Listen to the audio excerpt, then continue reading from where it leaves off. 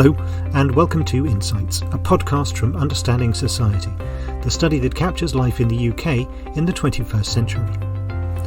Understanding Society is a longitudinal survey. Every year we ask each member of thousands of the same households across the UK about different aspects of their life. In this podcast, we explore how our data has been used and look at what we found, what it tells us, and what we can learn from it. I'm your host, Chris Coates, and in this episode we're looking at how governments can potentially boost the economy with stimulus payments. To discuss this, I'm joined by Paul Fisher, Senior Research Fellow at the University of Essex and Associate Director of Understanding Society.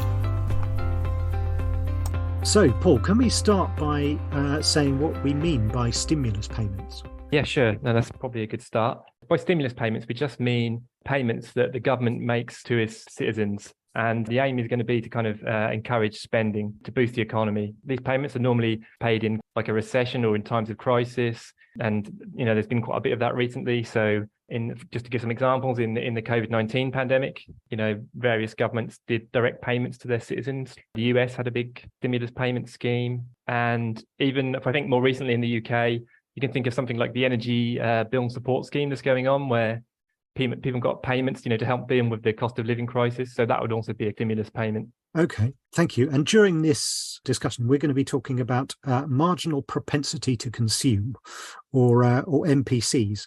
So again, just to set the scene, could you give me a quick summary of what that means, please? Yeah, so marginal propensity to consume is a kind of a fancy term that economists use, but all it really means is for each pound that the government transfers to people, how much of that will get spent. And that's kind of important because it's going to determine how much these stimulus payments stimulate spending in the economy. So that's why economists are kind of interested in it. So what were you aiming to find out with this research? I think there were two main things we were interested in, really. First thing we're interested in is whether people can get these stimulus payments. Is it possible they're not going to spend it, but they're going to give it away to other households, to their family and friends? Or maybe they're going to reduce what they receive from others. Okay, so maybe if someone gets the stimulus payment from the government, maybe they won't get a gift from their parents, say. And so we want to kind of know which groups are going to kind of do that. For example, do the poorest lose gifts when they get stimulus payments? So that was the first part. And there's a second part, which is where we're interested in, if I get a stimulus payment, does it matter that other people also get the stimulus payment? Is that going to affect my decision to spend my stimulus payment? Okay, so whether I spend my stimulus payment, it might depend on who else got one. Yeah, that's right. So you can imagine a situation where maybe, say you have a friend in need during the pandemic or in a crisis, and you receive a stimulus payment from the government. So you might think that you might try and help out your friend financially. But if you then realise that he's also going to get the stimulus payment from the government, then you might decide that your gift's not needed and spend it some other way and not do the transfer. So this kind of behaviour is important because it's going to tell us how effective these stimulus payments are in stimulating spending in the economy. So it's kind of important to understand this interaction. And you used Understanding Society's COVID-19 survey. Which questions in particular were you looking at? Yeah, so the Understanding Society COVID study included this survey experiment where people were asked about a hypothetical situation where they received £500, and then it asked them whether they would spend the money or whether they would save it. And then, whether they would give it to family and friends or receive money from family and friends or reduce what they receive from family and friends. You ran an experiment as part of this. Yeah, that's right. So the experimental aspect is that so all the survey participants got this hypothetical situation about receiving £500, but a random group of the survey participants also got this additional information. They were told that everyone else in the country is also going to get this £500, not just you. Everyone will get it. And so then we want to see, do these two groups respond differently to receiving this £500? Okay. Now, one question is: do people tell you accurately what they're going to do with the stimulus payment? Is it possible that I could tell you that, oh yeah, I'm going to give £250 to my mother or my daughter or whatever, and I'm going to spend £250 myself, but actually when it comes to it, I might do something completely different? Yeah, so I think that's a pretty good question and one we should definitely care about. I think the answer is that some authors have kind of examined this and they've managed to kind of link these hypothetical situations to actual stimulus payments that have happened. And what they find is that what people say in the survey is really corresponds very closely to what people actually do. So we have some evidence that these types of hypothetical survey questions actually work pretty well. One reason that we might like to do the hypothetical ones is because, they don't cost nowhere near as much money as actually running it for real. If we had to pay thousands of people £500, that would be quite an expensive experiment. Okay, so what were your findings? One thing that we observed during the pandemic, private transfers between households were actually very common.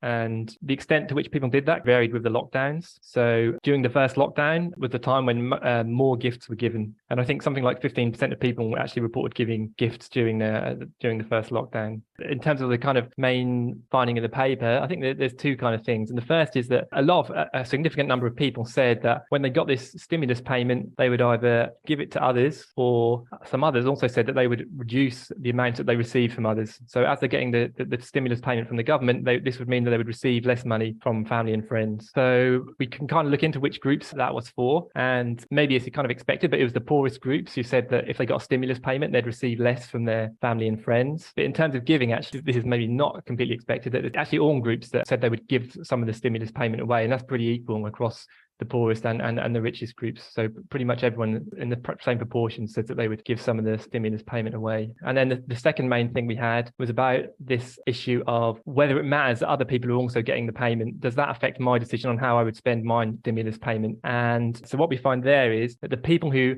remember, everyone gets this hypothetical £500, and we find that the people who additionally got told the information that everybody else in the population would receive it, we find that they actually report that they would spend more. So how could we kind of, rationalize that fact that they're going to spend more? Well, one, possibility is that they would reduce their giving, and they would actually, instead of giving it, they would spend it. And we can look in the data, and that's exactly what we see. So the people who get the additional information that everyone else is going to receive the payment, they actually report that they're going to give less of their stimulus payment away. Okay, that's really interesting. So what are the implications for the research? What have we learned about stimulus payments? So the first main finding is about how private transfers interact with how individuals respond to the stimulus payments. So, for example, if we consider that the government did a stimulus payment to low-income groups, what our kind of findings suggest is those low-income groups, when they got the stimulus payment, they would actually receive less in gifts from their family and friends. So that is important to know, because in some sense, as the gifts are going down, the kind of effect of the stimulus payment is getting crowded out. So that's important to know for designing the policy. And the other kind of main finding we had is that people respond differently to the stimulus payments depending on whether they're public, that is, everyone gets them, or whether they're private, just you're the only one getting it. And so much of the evidence that exists on stimulus payments actually comes from more like private windfalls. So, for example, what researchers have done is they've looked at when people have lottery winnings, how do they go on to spend the lottery winnings? So what our kind of finding says is, well, actually, in a kind of situation where it's not just private transfer, but it's a transfer which everyone gets, it's not like a lottery, everyone's going to get it, then we should be kind of careful in terms of extrapolating the lottery results to the public windfall setting. So you've learnt something completely new from this that we didn't know before. Yeah, I think we've brought this different dimension to the problem about the transfer behaviour of households, and we've kind of brought that into this discussion, and that's kind of hasn't really been talked about before. Okay, and so this could be useful for governments designing stimulus payments in future. Yeah, definitely. I think we hope so. I think this definitely adds to what we already know, and kind of adds this kind of cautionary note that, the evidence that we have actually comes from something a bit imperfect, which are more like private windfalls, not the kind of public ones. And so, yeah, we should be careful about that. My thanks to Dr. Paul Fisher. You can find out more about how the data from Understanding Society is changing practice and informing policy by visiting the website understandingsociety.ac.uk. Thank you for listening, and remember to subscribe wherever you receive your podcasts.